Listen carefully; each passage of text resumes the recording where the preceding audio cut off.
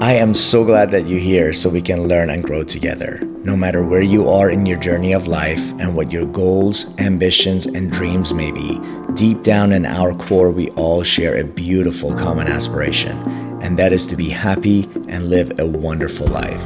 Just like you, I've had my share of experiences with life, and I am ecstatic to share this amazing journey with you as it continues to unfold. Through years of studies and self-discovery, and with the guidance of incredible mentors, coaches, and teachers along the way, I have been fortunate to find my light and see the path to joy, peace, and happiness. And I want to help you find yours. My ultimate desire is to uplift your spirit, bring consciousness to your thoughts, and remind you that you are an outstanding, uniquely powerful, and eternal spiritual being that is here for this amazing physical experience that we call life. Guiding you through this to unleash your power within and elevating the collective consciousness and happiness of those who I come in contact with has become my true obsession in life.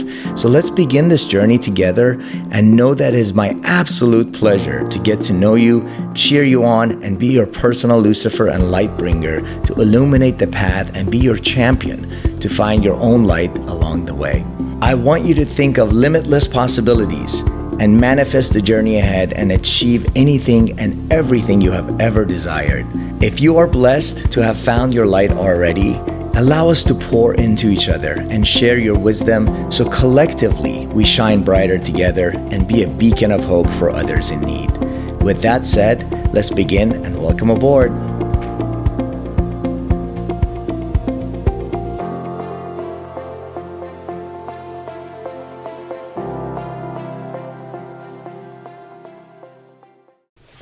So I have a good way we could start. Yeah? Yeah. So in my yogic tradition, any time we do sit for any kind of talk or practice or anything, we start with invocation, which is kind of a way to, it kind of draws in a specific energy and kind of balances you in a way to make you more receptive. Okay. So under the table, what you want to do is you want to cross your right ankle in front of your left, and then put your right hand on top of your left, but just kind of in your lap, and then you just close your eyes. Oh, sorry. We'll start again. Asatoma Sadgamaya Tamasoma Jyotirgamaya Mrityormamrutangamaya Om Shanti Shanti Shanti. And that's invocation. That's awesome. It's basically a bunch of different ways of saying from untruth to truth. Very cool. Thank you for opening it up like that. Yeah. Hello, everyone. Welcome to the Brainwashed Creations. I'm very happy that you have joined us here with a great friend of mine, Shane Baird. Yes, and honestly, he is a very well-grounded, beautiful soul that I've had the pleasure of knowing for a while. I consider him a mentor. He's very in tune with his spiritual journey, and I'm really looking forward to learning more about it. And also, just to introduce you properly, Shane has been on his journey for about 6 years now. Yeah. And he's, aside from just a professional life in terms of, business and project management, he has also been a traveling musician. And in addition to that, he also has been in very close circle with Sadhguru. And we have also had the pleasure of meeting Wim Hof. So, Yes, yeah. but the specific stuff that I really want to talk to you today is going to be about Sadhguru. So it's an amazing journey you've been on. And just so you know, before we started the session, we had a great meditation session with, I've never had kumkum on my forehead actually before, but as you know, I've always told you I'm the way I'm working with energy, I'm very receptive towards it. But man, the experience, Right. aside from one being in your presence, because energy uplifts energy, right? Right. And also doing the chant, and in addition to the kumkum, I mean, my palms were on fire, my forehead, I mean, all the chakras were open, but the forehead was just, I've never felt that amount of energy there. So this is something that I'm going to have to really steal from you and try. So what is the significance of this? Actually, you mentioned something about opening the chakras, even the forehead chakra more, and I knew about it, but... So in the Isha yoga tradition, we have kumkum and we have vibhuti. Vibhuti is the white ash, and kumkum is this red turmeric. The dot on the forehead, technically. Yeah. And so you wear them both similarly. The kumkum's always in the third eye, and the vibhuti you can put third eye, behind your ears, throat chakra, heart chakra. And they've been left at specific energized temples in India for a certain amount of time, and then kind of blessed by the swamis and Sadhguru. And then you can, purchase it from the Isha shop, and they're a great little aid. They just kind of help you become more receptive to the specific energies that you might want to kind of connect to, that help balance you and charge you and kind of push you forward in your journey. And if you spend enough time in those energies, things happen. I honestly, I mean, again, this is something that I know if a lot of my friends and also people who are interested in this channel are probably into yoga. This is something that I would definitely recommend. If you've never tried it, then I've never tried it. I mean, you always see, in the practices and the yogis wearing it, but I have never tried it. And again, thank you for introducing that to me. It was very interesting. Well, not all kumkum and vibhuti is created equally. So you need to get it from a good source, and Isha is definitely a good source. Isha is Sadhguru's nonprofit. So okay. So before we go into that, I have so many questions for you about Sadhguru, the nonprofit, everything. Before we jump into that, I want to know more about your story.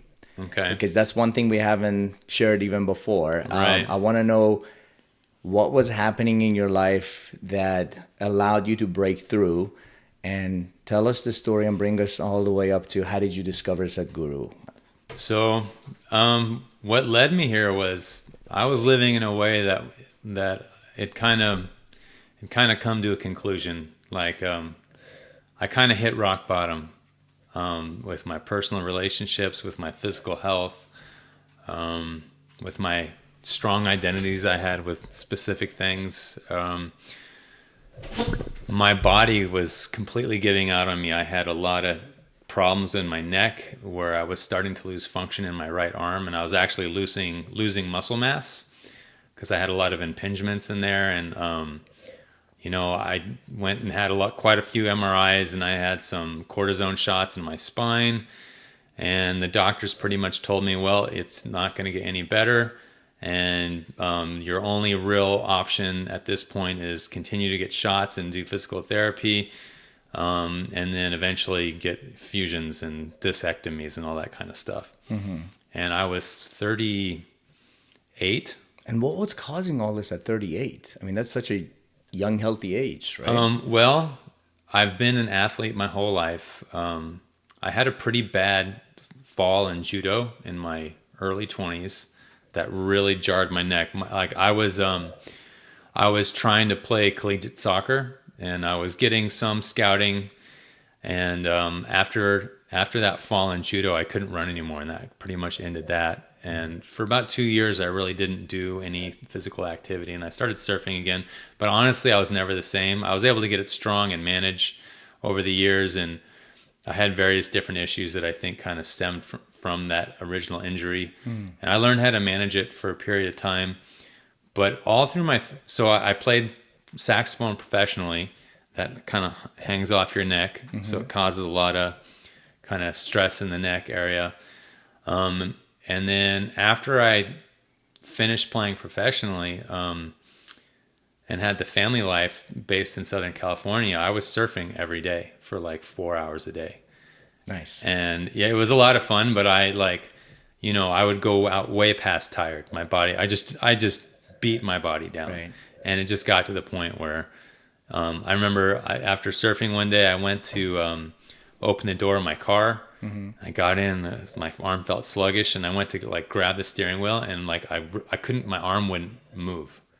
And I was like, all right, I don't think the shots and the Advil and the physical therapy are like, I think I've kind of, Your energy, there was a lot of it seems to be trapped energy. And Yeah. so that's why I'm thinking, aside from the physical aspect that was happening externally, was there anything that was going on in your life emotionally that was causing all this dis-ease as well? Because that, oh, for sure.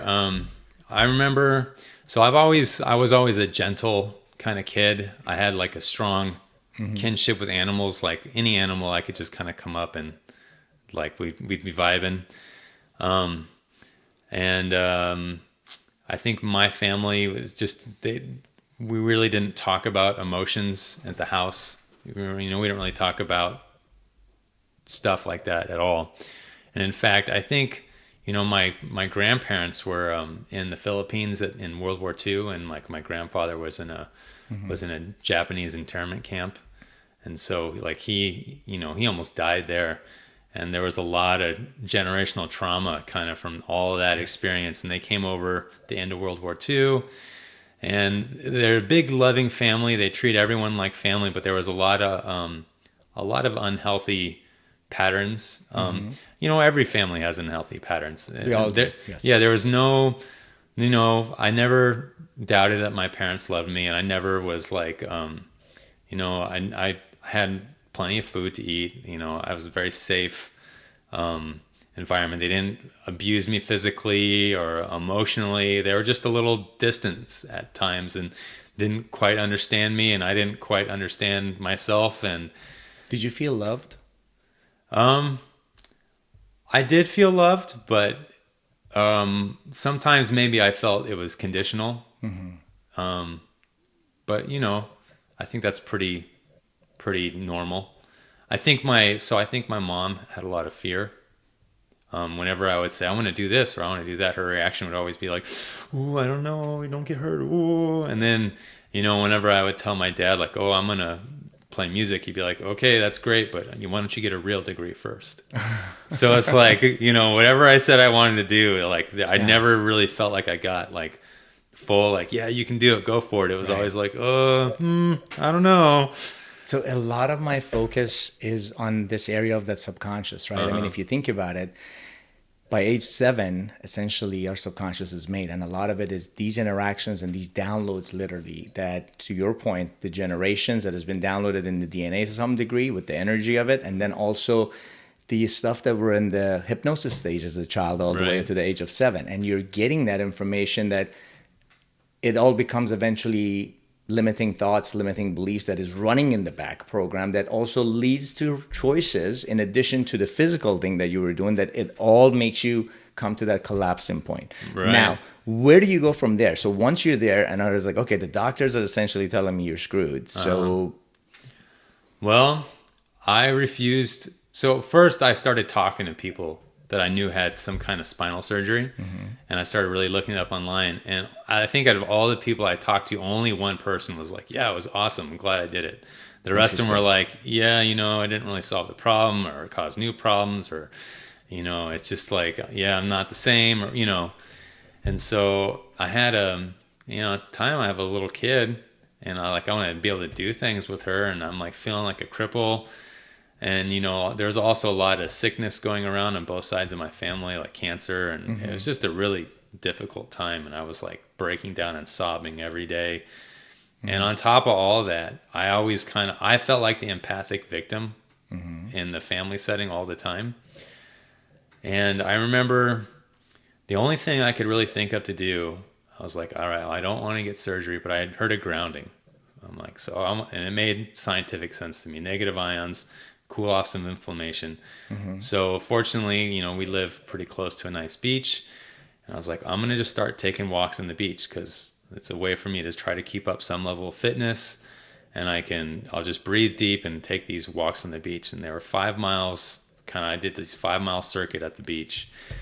And I was just breathing deep the whole time. and it started turned into like some kind of walking meditation without me really realizing it.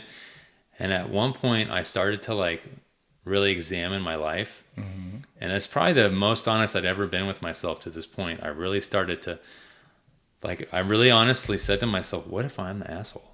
What if I'm the narcissist? And then all of a sudden, Now I was you're like, challenging the ego. yeah. And then what became crystal clear to me was like, okay, so maybe there's people in my life that react kind of harshly to me at times, but it's not like they didn't have reason to react. It's not like I didn't do something that caused them stress or worry or agitation because like I wasn't on top of my game. Like I was causing them to feel a certain way and then getting put out when they would react to me because they were feeling like, you know, I was making their life more difficult. And I really started to see like in all these instances where I was feeling like a victim, like I played a huge role in it. So I was like, well, that's kind of not really a fair way to kind of frame these people in my mind. If I can't control the way I react to people at this point. So like, why should they have to control the way they react to me?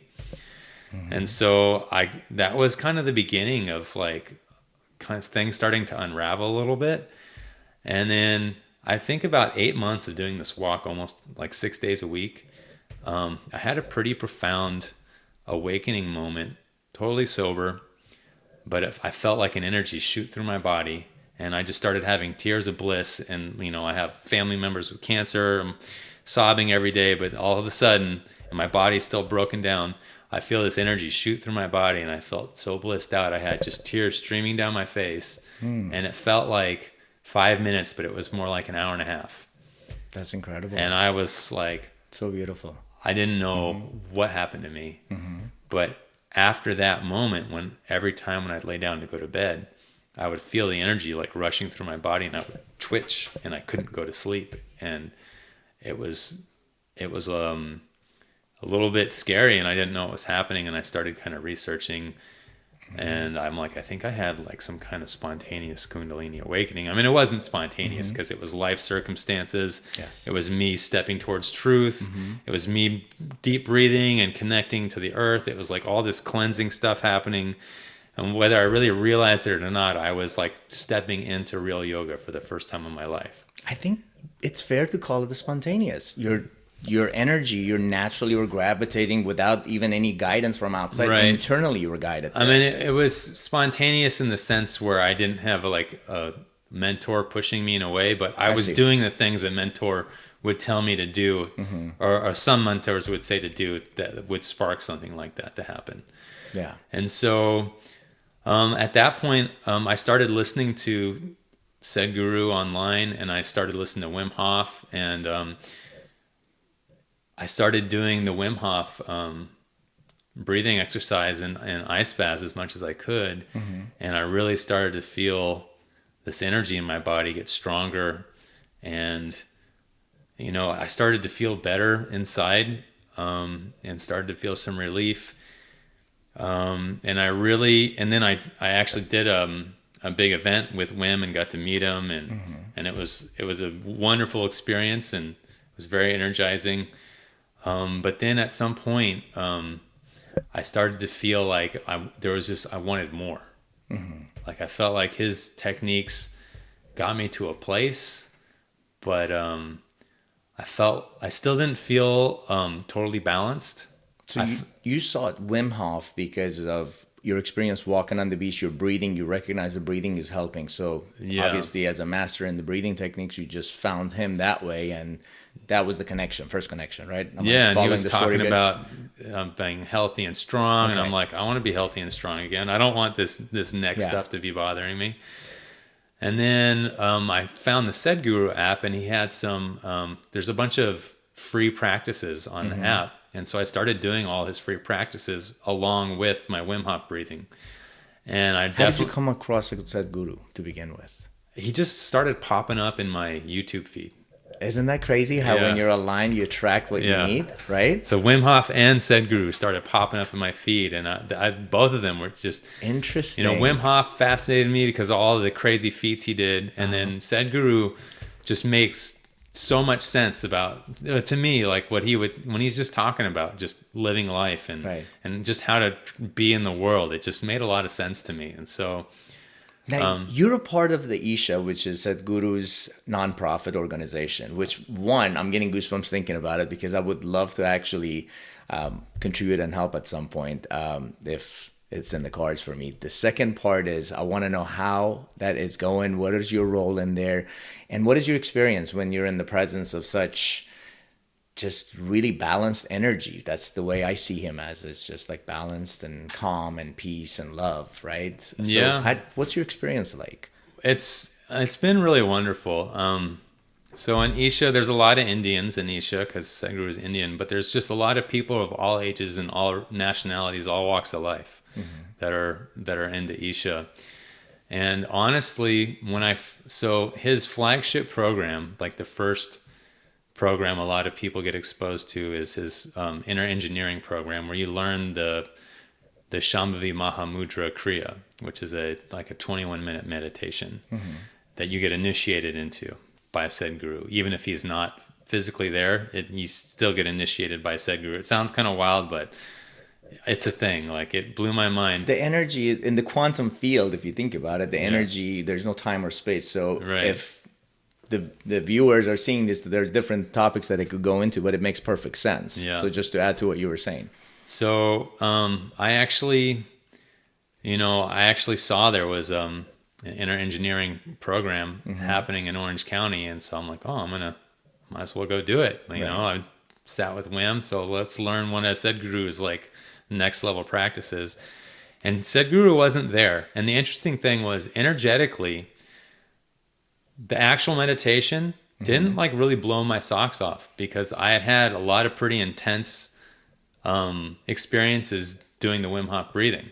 Interesting. But what did blow me away was just how the program was and how all the volunteers were. Like, the program was so smoothly run. It's like everything that a person could think of, like how it needed to be, was thought of, and they did it in like the best way possible, it seems like. And all the volunteers were just so warm and welcoming, and just like had a way about them. And it was just really inspiring for me. I'm like, these people are like on some other level, and I would like to figure out how to get there and what that is, and just be around that more. Yes. And And you're in that field of energy. Like we all emit our vibration, right? And depends on what state of mind you're in. Anywhere between 4 to 8 feet, Right. it expands.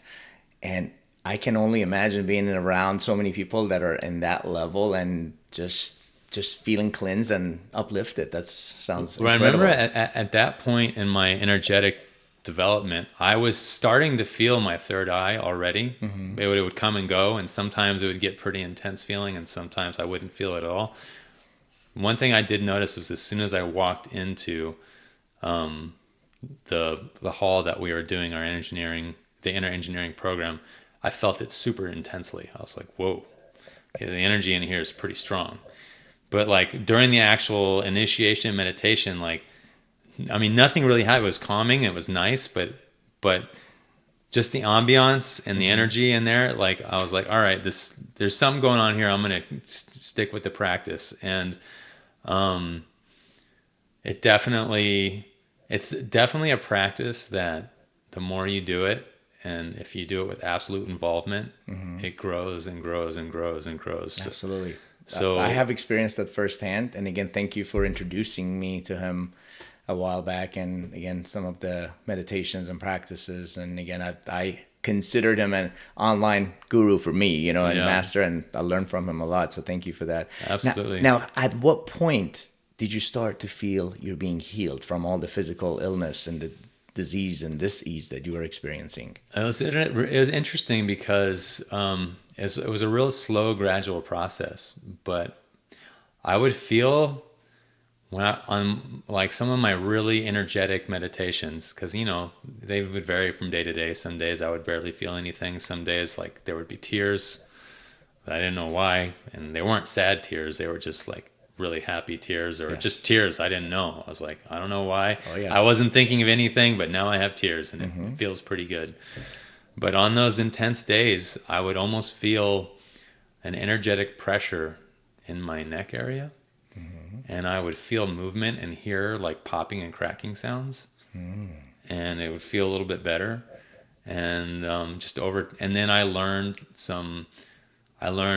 took another program called Surya Kriya, which is like the sun salutation, classical hatha yoga taught by Isha Foundation. And the way they teach yoga and meditation, no one else teaches it like them in the West. They're really big on, it needs to be a committed environment. It needs to be taught and transmitted in a certain way to make sure it's being transmitted properly with the right amount of respect and just the right attitude towards learning and receiving and teaching the practices. So I would say that I was feeling better, but then I learned the Surya Kriya, and then that also really started to make my whole physical body feel a lot better. And then I also started to get sick way less. Like it seems like Wim Hof didn't really seem to boost my immune system in any noticeable way, which was interesting because that was one of the things they say it does. And I'm sure it definitely helped me because I was definitely like feeling going into different kind of states of consciousness doing the breathing. But doing Surya Kriya definitely drastically boosted my immune system, where I went from probably getting some kind of cold and having allergies a lot every couple months to like, now I almost never have allergies, and I maybe get some kind of cold like once a year, maybe. Now you call it Surya Kriya? Surya Kriya. Surya Kriya. And what does that mean? Surya is sun, and Kriya is like an internal action. So it's basically, there's Surya Kriya, there's Surya Namaskar, and there's Surya Shakti. Surya Kriya has the most spiritual connotations and is the slowest of the three practices. They all pretty much go through the same cycle of postures. Surya Namaskar is somewhere in the middle. Surya Shakti is more for physical fitness and energy. But they all complement each other very well. So I do Surya Kriya and Surya Shakti. Okay, all right. Now, in terms of energy, right? And now I know you've explored with the energy, and obviously you're very well versed in essentially your empathic abilities. How do you maintain the high vibrations?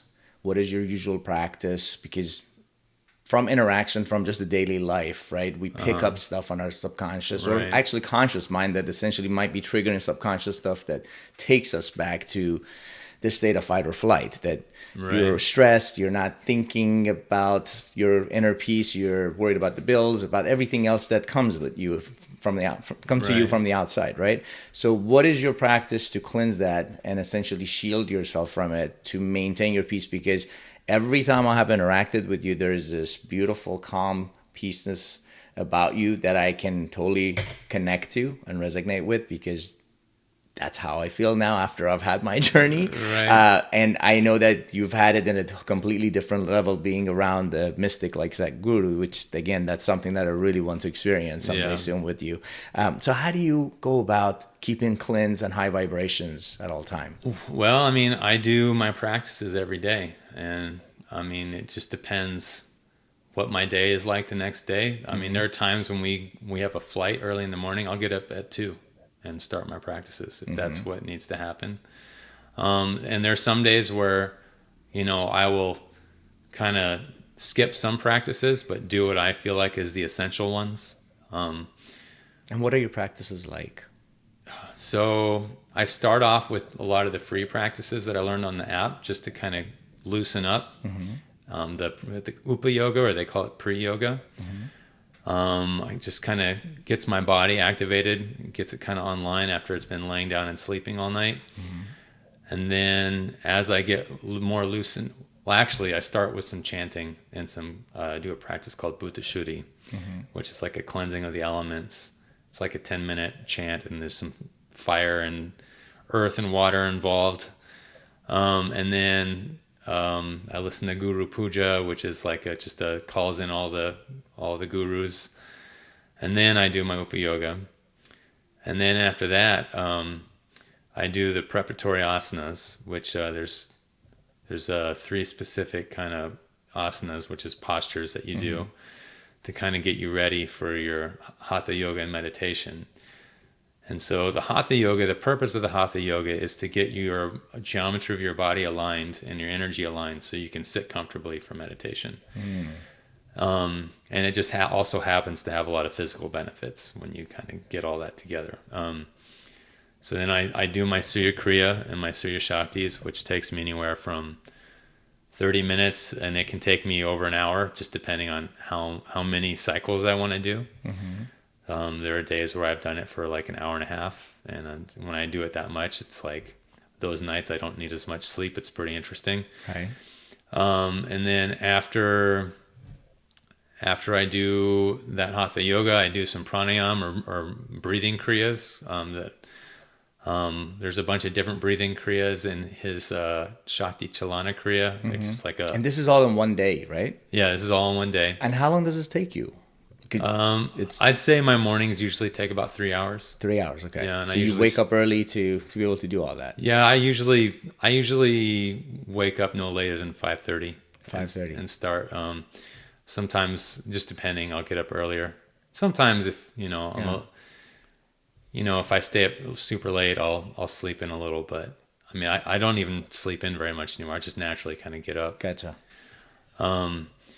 And then after all my Hatha Yoga and my pranayama breathing exercise, then I do the Shambhavi Mahamudra Kriya, which is what you learn in inner engineering. And then sometimes I do a couple little extra things after that, just depending on what time it is. But then I go about my day, and then during my day, there's 2 shunya meditations that need to happen, which are 15 minutes each, which are kind of more advanced programs. And they actually are great because if you're like midday feeling a little tired, you do a 15-minute shunya and it feels like you just slept for like 3 hours and you're like, yes, boom. Yes. And so I do usually a shunya between 2 and 4, and then another one around anywhere from like 7 to 9 before I go to bed. Yes. So in regards to inner engineering, and also again, it has to do a lot with thoughts, mindset, your vibrations. Can you explain to the audience what that entails and what has been your experience with that? Well, first I'll kind of go back a little bit in time. It's not just the practices. So I also wear this guy, which kind of acts like a little cocoon of energy. Can you bring it out and see? Okay. Yeah, it's like, it's the traditional beads. Show it to the camera. There we go. And then this copper snake ring has been consecrated in a certain way. Okay. This Devi pendant's been consecrated in a certain way. This guy's been consecrated in a certain way. And it's like, I don't need all this stuff, but it helps. It definitely helps. In fact, not only does it kind of shield you, but if you can kind of consciously connect to them, they'll charge you up a little bit. And that is very understandable. Again, so just to explain a little bit, the belief and obviously the science says that everything carries energy and vibration, right? So when something becomes charged and with the energy, so it carries it with it. So what Shane uses is also when it needs, like, it's almost like having like a little portable battery when you need it because it has the energy in it now. So you just kind of get a little charge when you need it, right? Right. And so there's several aspects of inner engineering.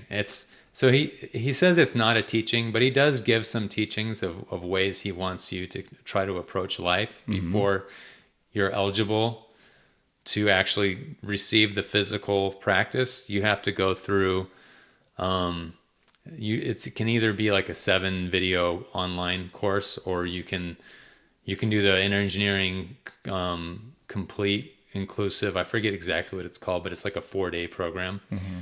Where you basically go through all those videos in an Isha setting with volunteers, and then the last couple of days they teach you the physical practices. But it's all about kind of getting you in a certain way and being receptive in a certain way, because anything that has the power to transform you can also destroy you if it's not handled properly. And so they want to get you in a place where you're receptive to receive it, but also where you understand the magnitude of what you're receiving and you treat it properly. And so some of the aspects are, I mean, I don't know, they'll sound maybe kind of empty without the necessary teachings, but I'm not the body, I'm not the mind. The body and mind are just accumulations of food and impressions. When the thoughts are gone, you're still there. So obviously the thoughts aren't you. Right. Same with food. It's just a bunch of food you've eaten, and like you were like this big when you were little, and then you've grown, and your body's always changing. So that's not you. Yes. On the level of your emotions, he wants you to be a mother to the world. So whether that be animals, plants, inanimate objects even, and then people, you just bow down and just try to hold them and everyone in the highest reverence you possibly can.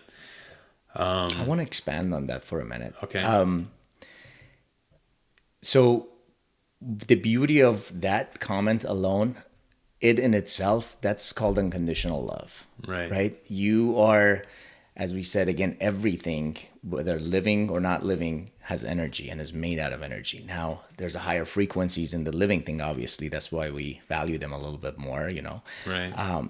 And if you can genuinely have love towards everything, because you see it as energy, you see it as the source, call it God, if you will, Right. the universe, the flagship that is running this whole thing, right? That you can have that appreciation for it and genuinely have love for it.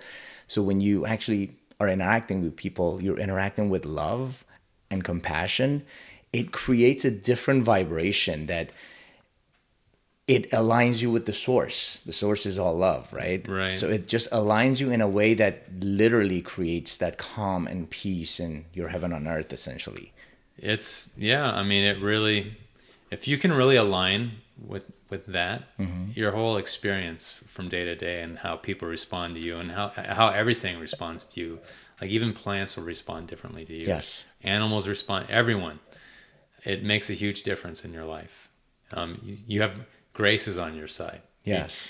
It's just there's a little bit of extra lubrication in life for you when you're connected to, and you kind of approach everything like everything. If you bow down to everything and recognize that the source of creation that made you made this table, and if you can recognize that, like it's either all a miracle or nothing's a miracle, if you can just recognize that. That's just simple fact of awareness of it. Yeah, it changes everything.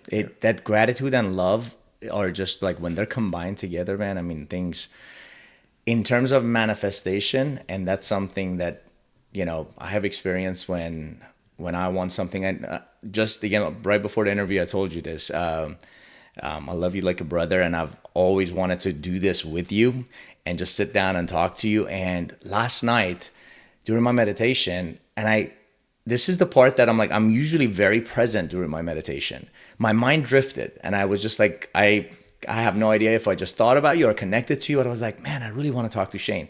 So when I came out of it, I actually told this to Andy, and I said, I'm going to text him. And I said, through my text, when I told you I wanted to talk to you, and I said, are you available tomorrow? It was really a strong desire, and I didn't expect you to say no, but I was also pleasantly happy and surprised when you said, yes, I'm available tomorrow. So again, this just kind of like, I see it as my manifestation. However, I know you have different thoughts about manifestation, and Sadhguru's view is different than manifestation. I mean, once you're in that space of heart and gratitude, things are attracted to you in general, Right. Whether you're subconsciously thinking of it or you are manifesting it. Right. But what is your outlook on manifestation, and also Sadhguru's teaching on that, or opinion on it, rather? Sadhguru does have some meditations that are manifest oriented, but it's like the extra stuff if you have time. And it's not the core of the teaching at all. And there's a lot of New Agers where that's like they stop there. It's like manifesting, and that's what they're trying to do. And everyone's on their own path and doing their own thing, but one of the things he says, which I really love, is if you find yourself in front of something that's much bigger than you, like the grand intelligence, don't you think you should have the sense to just shut up and listen? Like, who are you to be like, all powerful, omnipotent, grand intelligence. I want this and this and this. Give it to me. Right. Like if you got everything you ever asked for or ever desired for right now, would that be a good thing or a bad thing? It could probably get boring quickly. Or boring, or like maybe just even like net negative. Like, Yeah, I could see that. I could see if you have everything. However, the way this beautiful design is made, unless you are a mystic like him that has no desire for anything else like that, it takes that journey to build up everything that you want to get. Sometimes it does. Right. Sometimes it manifests a whole lot quicker. so here's kind of the other thing is, that being said, I have found that I definitely once I have an idea of this is the course I need to take for this and this and this, things just kind of fall into place. Yes, it absolutely Yeah, does. and for me, they fall into place quickly. Like once this is the course I'm taking, it happens. Right. Like I remember when I started project managing at that job, my wife and I talked about me getting a new job and potentially trying to retire as quickly as possible. And in a 2-week period after that conversation, without going and any interviews, I had a job lined up for it. And she was like, "How in the world did you pull that off?" So that speaks volume to your manifestation. That it doesn't mean that you're saying give me, give me, give me. Right. The simple, when you're aligned, and this is what I'm saying, Shane, when you're aligned as much as you are, the simple act of thinking and feeling what this would feel like if I have this, Right. it's just attracted to you. And that's the power of manifestation. Now, it doesn't mean that you're sitting there praying for it, but it's just Right. the simple desire and how strong it is when you want that retirement, when you want that job that you're looking for that gives you the things that you want to have, right? Right. That quickly manifests. So I like this. Check this out. So an idiot does what he thinks he has to. An intelligent person does what he likes. But a genius joyfully does what needs to be done. I love it. And so I do my best to operate in the genius. So whatever the people around me need to have happen, that's what I'm going to do. Speaking of that, in my journey and the people that I'm also being attracted to and they're attracted to me as I'm learning, there's a lot of collective consciousness and uplifting going on, especially when you're on a path and you can connect with somebody, whether they feel good or not, and you feel like bringing them up. How are you using some of these skills and the energy liberations that you've discovered with friends, family, or even when you're volunteering? How's that manifesting into reality? Well, I mean, my life is has literally become an offering to everyone around me. Like the thought of what about me, and like when I'm like thinking about like what needs to happen in my day-to-day life, it just doesn't really, beyond me like doing my practices, it's what about me is like largely non-existent, and it's getting less and less existent. And as far as kind of on a grander scale, I think now I'm responsible for 6 separate people getting initiated by Sadhguru, and all of them have had profound improvements of quality of life and way more fulfilled than they ever have been. And then on top of that, just I went from being like the black sheep of the family to like when things happen, even though my family thinks that I'm maybe a little out there sometimes, like when stuff really starts to go sideways for them, I'm usually the first person they call, which is kind of interesting. And like it's really interesting with my in-laws, my father-in-law and mother-in-law, like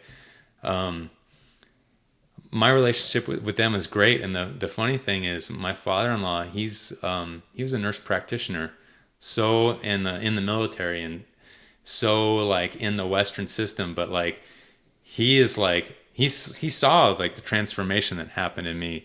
And he's like, he asked me little things here and there. He's like curious, and he like, he loves to hang out with me, and he wants to like, oh, let's try this. Let's try that. If people dial, and see what you said actually reminded me of something that Andy Harrington says this beautifully, and I love it.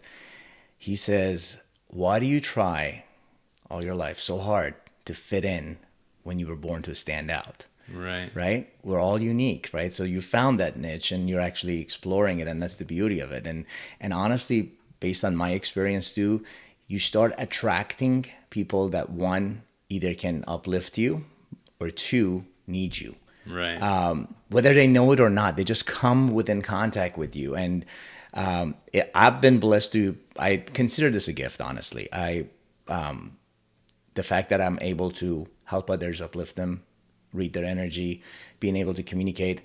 How do you view it? Do you, I know you said that you're essentially an open door for everybody that needs you, but do you attract that energy to somebody that needs you out there? That is it just like, how do you respond to it when you recognize that it's needed?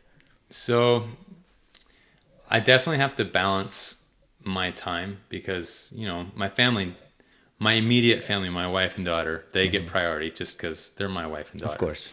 But I have helped a lot of people kind of along the way. Not all of them are doing Isha practices, but I've gotten a lot of people into Wim Hof and just kind of just helped people, even if it's just a little bit, help them feel a little less stress in their life or whatever.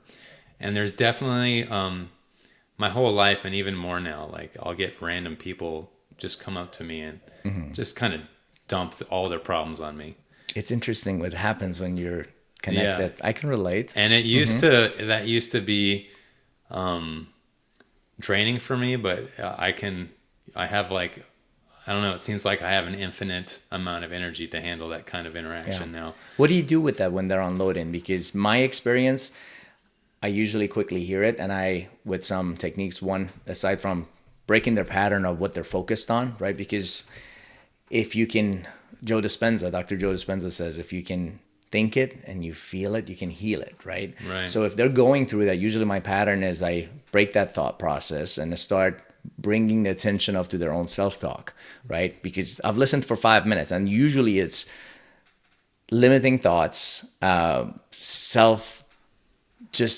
essentially just self-limiting thoughts all the way around, and everything that they don't want. It's like, oh, I don't want to happen to this. I don't want to do this. I'm like, well, let's reverse this for a second. Just think about it. And then once you get them to that space, and some of them actually, believe it or not, before I even can get them aligned, I was telling you a story. I met this young lady the other day, and just when the energy's off, if the trust is there to just like allow some body scan and just energy and just a simple hug, just to be able to breathe together for maybe 30 seconds, there is just magic in that, to just be able to, especially if you're at a higher vibration and frequency, when they feel that they need it. That's why they're talking to you in the beginning, right? That's why they're dumping on you, because they sense your energy and they're attracted to it. Right. They need help, but they don't know it. Their body's attracting them to you. Right. So if they can listen and do that, and I've done that many times with many different encounters and friends and even just strangers, and I would be like, would you be open to that? Do you want to feel differently? And it's such an awkward question. It's like, I just met you for the past 30 minutes and then you're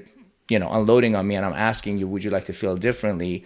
And if the answer is yes, because it's genuine, that simple breathing exercise, just a hug and 30 seconds of just like getting the heart aligned, because once they're in your field, the heart aligns. And then once the heart aligns, it's congruent with your brain waves, and it just immediately changes and shifts. And now they can focus on creating instead of being in that stress state, right? Right. So that to me is energizing, because there has been times that I was feeling drained as well. And sometimes, I'm not going to lie, if it's too much, it gets like, okay, I need to recharge. I have to go back to meditation, just resting and start fresh again.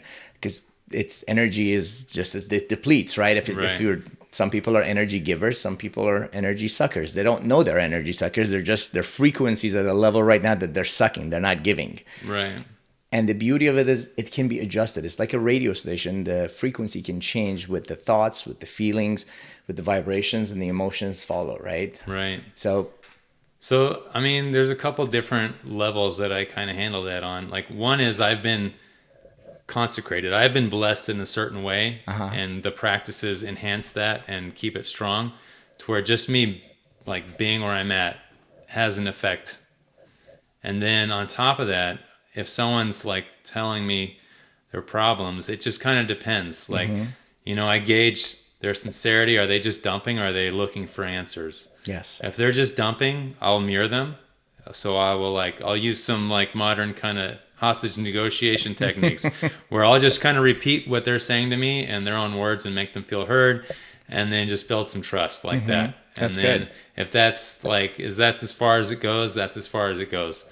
But honestly, the things that got me to where I'm at weren't people like energizing me. I mean, maybe in a way it was Sadhguru, but like he planted a seed that I was responsible then to take care of and grow. And to take care of it and grow it, I had to do I had to do my Shambhavi every day. And then, as far as he's concerned, Shambhavi every day, that's enough. But if you want to go faster and explore more, he's got a lot more options for you to kind of really dive in. And so I did. And so basically in the yoga tradition, they don't really they don't care about your thoughts or your feelings. To them, it's all nonsense. Because your mind can lift you up here 1 minute and then drop you right back down another minute. You can think you saw God in meditation and be ecstatic, and then your kids come in and your wife they're like yelling at you for whatever, and you're right back in the dumps. So to them, and they also like, if I tell you don't think about monkeys right now, the only thing you're going to think about is monkeys. Right. So the mind doesn't have any division or subtraction. It's all addition and multiplication. So if you're trying not to think about something, that's all you're going to think about. Exactly. And so that's why the yogis and like the Taoists, they approach the mind through the body. So once you've gained a certain mastery over the body over time, that starts to cross over into the mind.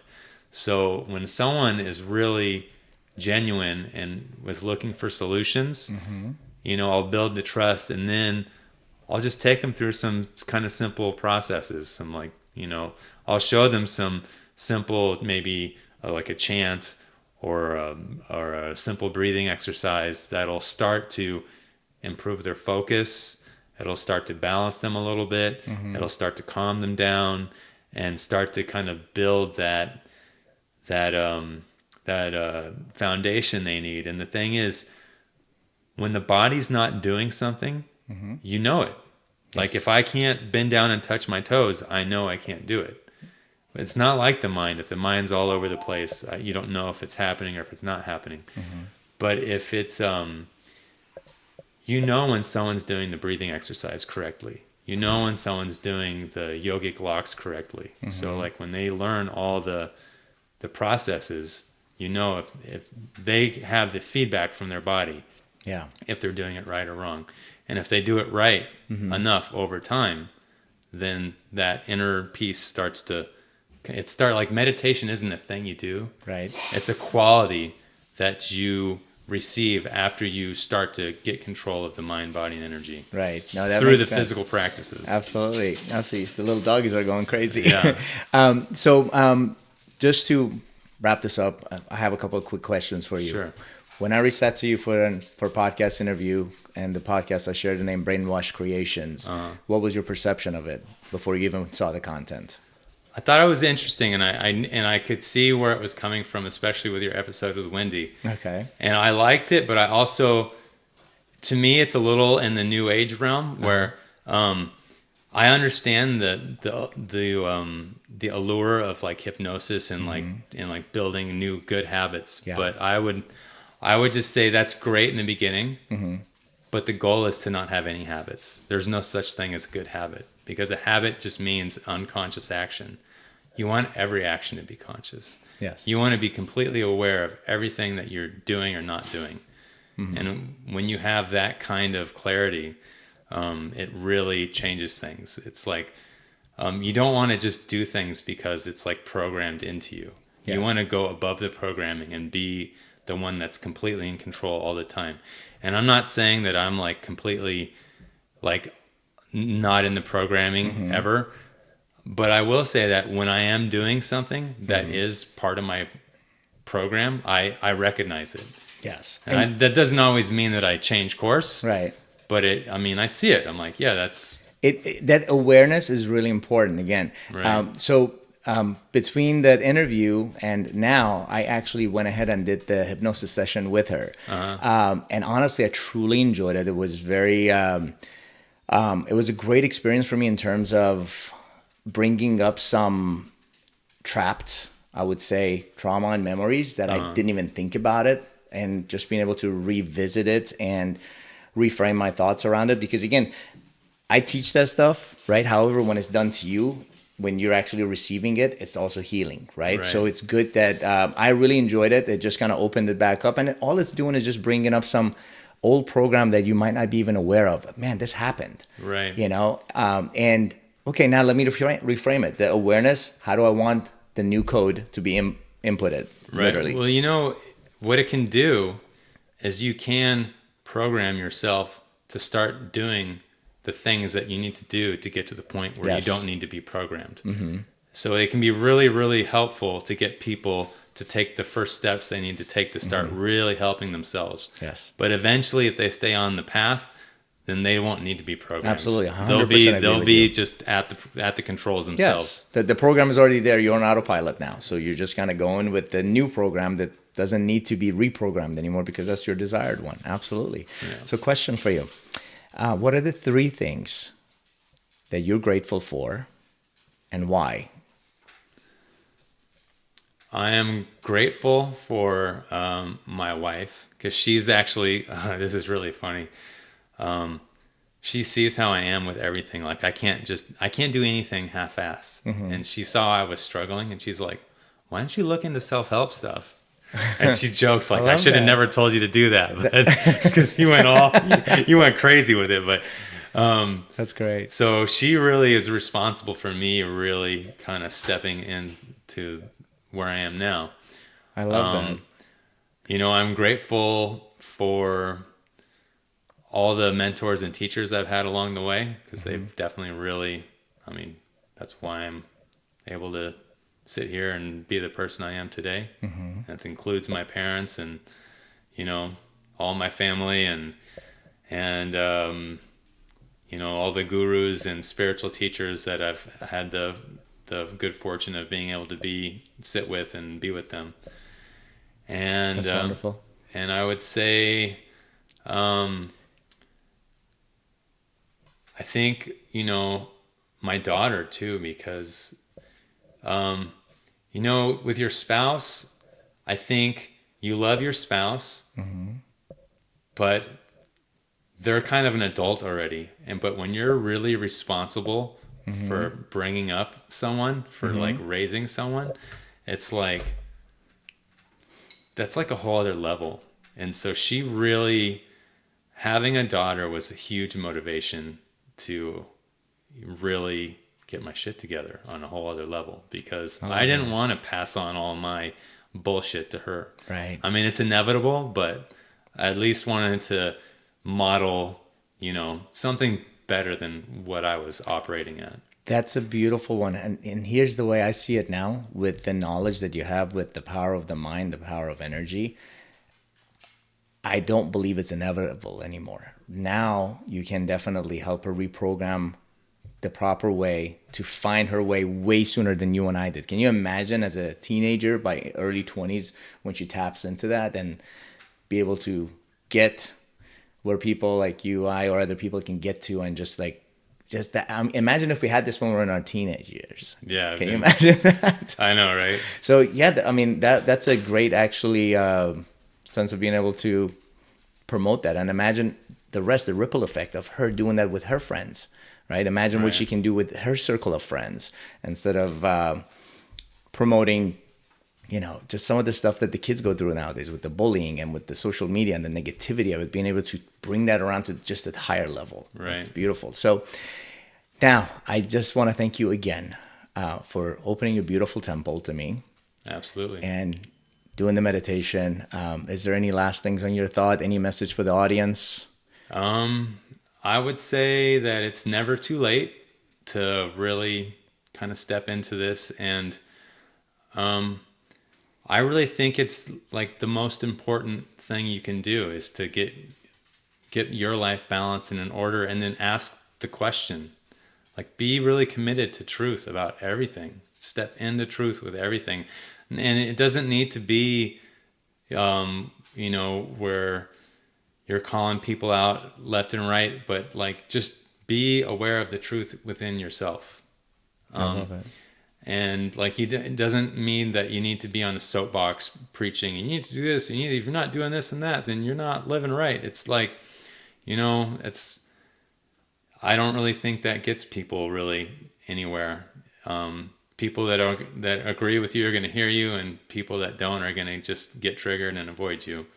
So it's like, if you really want to change people, you just have to show them with the way you live your life. Like, this is kind of how it is. And then if you're really embodying those things, then changes will happen around you. It's inevitable. I love that. That's beautiful, and that's the way it should be, right? You lead by example. The rest of them are attracted to you, and when the need is there to talk about it, the need will come up naturally every time. Whenever I've gotten like a taste, I would get really enthusiastic, like, oh, you got to do it, and then the people around me are like, whatever. But when I'm like just really in it, like when I'm really being that thing, and I'm just not even talking about it, they're like, what's going on with you? How can I get a little taste of that? That's great. It seems like that's just how it works. Now, would you like to guide the listeners and the audience towards maybe Isha Foundation or anything that you think might be helpful for somebody that is on this path, something that they could look into perhaps? So I would definitely advise everyone interested to download the Sadhguru app. There's free meditations, there's free yoga practices that can get you started and get you a little taste. If you do these practices every day, consistently, they will start to change you. They'll start to balance you and just make you a little more resilient to life. And if you decide you want to go a step further, then there's inner engineering programs all over the place being conducted a lot. And it'd be good to like go and just see what the volunteers are like and what it's all about. And go do a program. It's going to be difficult. I will tell you that it's physically demanding to do these programs. And they kind of break you to build you up again a little bit. It's just kind of how it needs to happen. Yeah.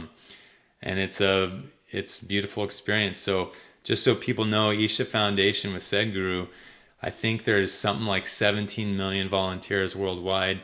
They've planted millions of trees all over India. They've really kind of done a lot of rural outreach to educating farmers and like helping farmers retain more water in the soil and get more crops going.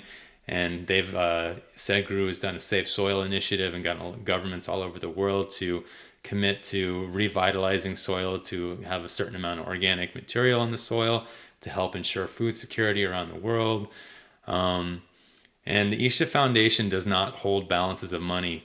As soon as they get money, they spend it on outreach and giving free programs to really poor communities, and then also running different schools and just really trying to make a difference in the world and push things in a more conscious way forward, whatever that is. That's wonderful. One of the beautiful things is they never point fingers and blame. They say when you start to point fingers and blame, then maybe someone that's doing something that you view as maybe not the right way, and you start pointing your fingers at them, they'll never be your ally. But if you just, a mother to them, a mother to the world, you present your ideas and then you implement them, then there's more of a chance that you may be able to get them on board and at least take a look at what you're offering and maybe your solutions, and they might be more willing to adopt those and try them out. That's wonderful. That's beautiful. Yeah. Sadhguru is definitely on top of my list of manifestations to do an interview with at some point, and actually whether it's online or in person. So I'm just putting it out to the ether. So you never know. He does do some interviews here and there. He is purposely making himself a little less available to the people outside of Isha as he's gotten older. He said, all the stuff to kind of get people into Isha and going. He says there's a million videos of me online. I got my swamis and yoga teachers who can do the more basic programs. Yeah. Like I'm making myself more available to the people who've been in Isha for a long time to help them go further in their practices. I totally wanted to just thank you again for the time that you allowed me today. I mean, being with good and high vibration, I definitely, as an empath, I feel it. I feel good. I feel energized. I hope you're feeling the same. Absolutely. Because yes. again, the vibration goes both ways, right? It's circling. And again, I wanted to just thank you. You are truly a humble, beautiful soul. I genuinely love you. And love you too, man. Looking forward to continuing my journey and having you a big part of it. Yeah, let's do it. So thank you again, everybody, for joining us. If you need to reach out, you could drop a comment or reach out on the website, brainwashedcreations.com. And keep staying calm and stay beautiful and smile and send gratitude and love. Thank you, Shane. One little piece of advice. Yeah. If you're in a hurry and you're feeling a little stressed out and you got to do something, best thing you can do is just pause for a second. And it's like just that little extra pause. Instead of reacting, you'll be in responding mode. Yes. So now you're conscious. It to your point, that beautiful space, that gap between that stimulus and response, that gap is really where you find your peace and growth.